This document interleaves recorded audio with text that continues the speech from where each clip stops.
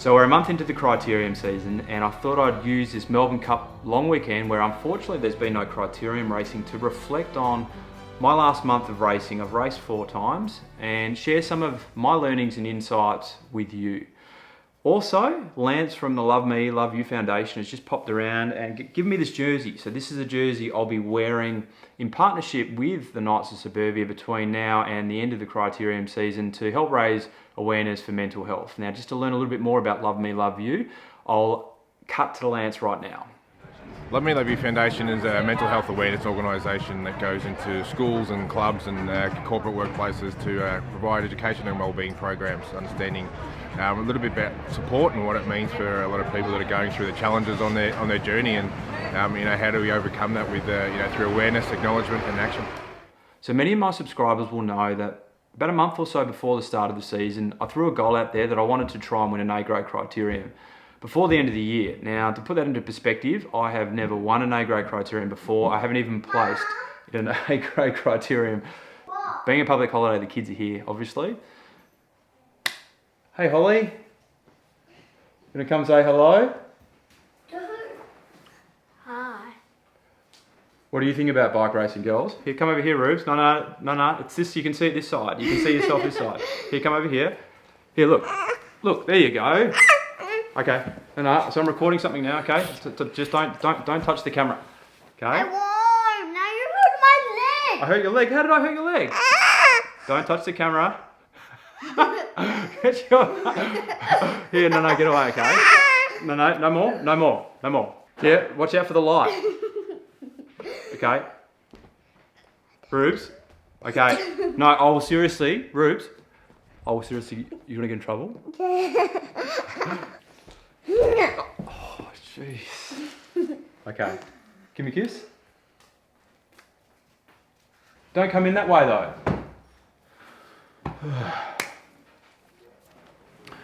These are the challenges that I have on a daily basis.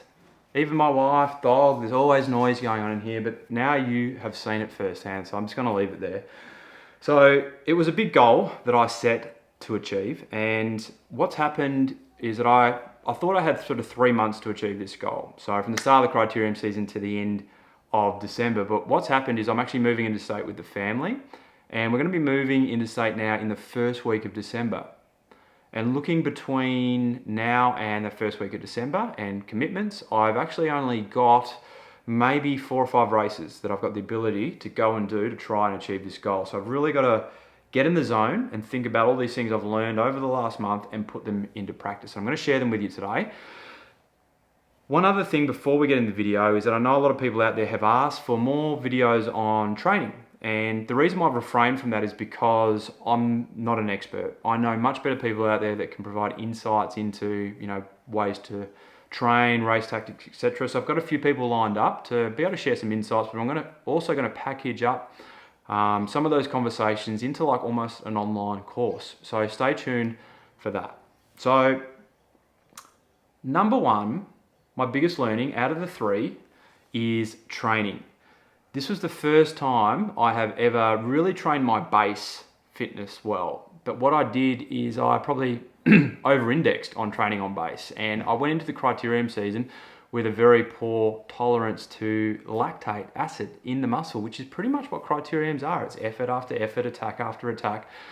Before the Criterium season started, I did about 2 weeks of effort training, 1, 2, 3, 5-minute efforts, whereas really it should have been a 4-week minimum, probably ideally 8. So what that meant in those initial races, I really struggled to, put in efforts and being able to recover from them.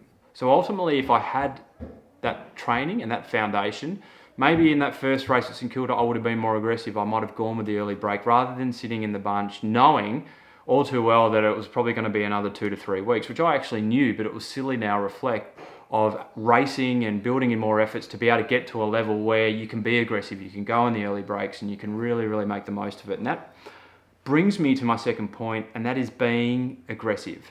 And what I mean by that, and what I've done recently, I've just reflected. I know B grade's different to A grade, but I had to go through the grades in order to get to A grade. And when I think about the races that I did well in B grade, I was super aggressive in the race where I came first, the race where I came second, the race where I came third. The fourths and fifths, not so much, but definitely the first, second and third, I was either in an early break or I had gone off the front by myself for a number of laps and then caught and then gone off again. I had been really aggressive. So that says to me, based off my results in B grade, and then when I look at the results in A grade, so the first crit back for me, St Kilda, early break went the first 5 minutes. The second race, someone attacked with about a lap and a half to go and stayed away. The third race down at St Kilda, somebody attacked with 4 laps to go and stayed away. The fourth race down at Glenvale, multiple attacks, and then probably within the first 10 to 15 minutes, a break went up the road and stayed away. And here I am thinking that I seldomly do break stay away that go in perhaps the first 10 to 15 minutes. Well, 50% of the time they have in my last 4 races. So I really want to be more aggressive. And I feel like now I've got a few races under the belt. I've done a solid 4 weeks of training, crit racing, and also now I'm in my second block of training. So I feel that there is really going to be a good opportunity for me to be a lot more aggressive and just make the most of the opportunities that are there in front of me. And the third one is make your move count.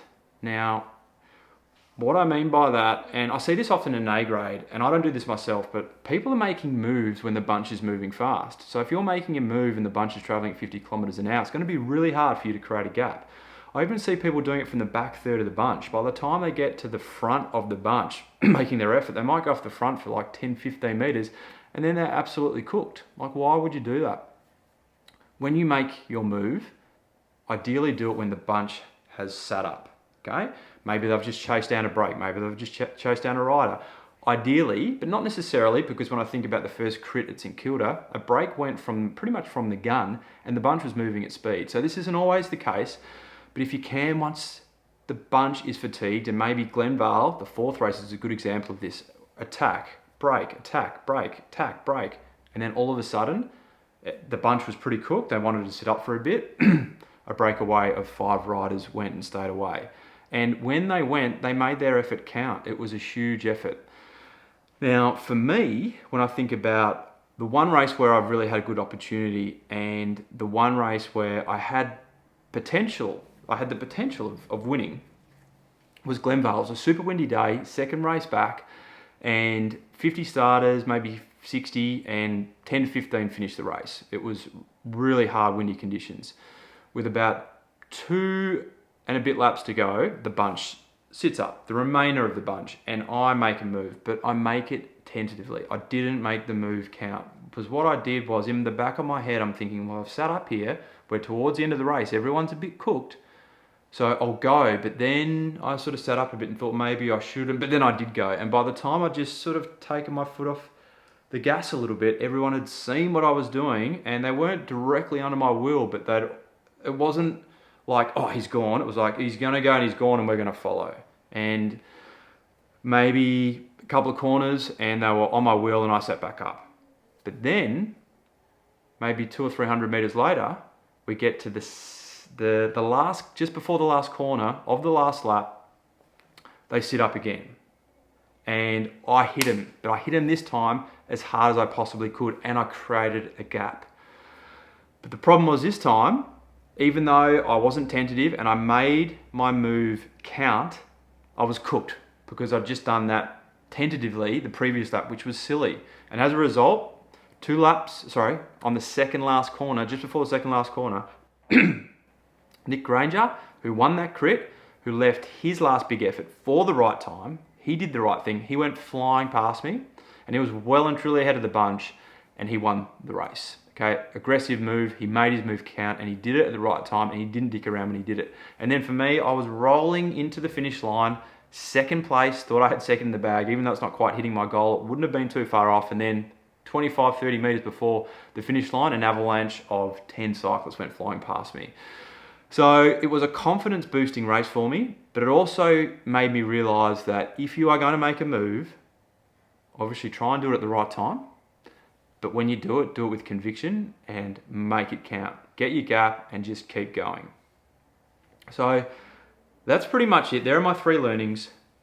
I should have been smarter about my training, particularly if I knew I was going to have a season that was going to get cut short. So I would have preferred to have been a little bit sharper going into the criterium season. Number 2 is just be more aggressive. Aggressive moves win the race. And if you be aggressive and you're not in the right move, at least you're not going to have any regrets.